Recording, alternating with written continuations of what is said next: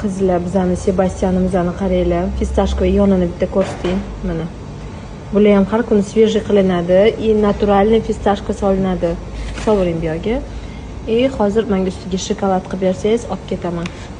Mana hozir chiqdi sotuvga. Yana bitta narsa, qizlar berunilarga ham, mana beruni filialimiz, ikkinchi filialga ham hammasi sexdan boradi. Hamma narsamiz sexdan boradi.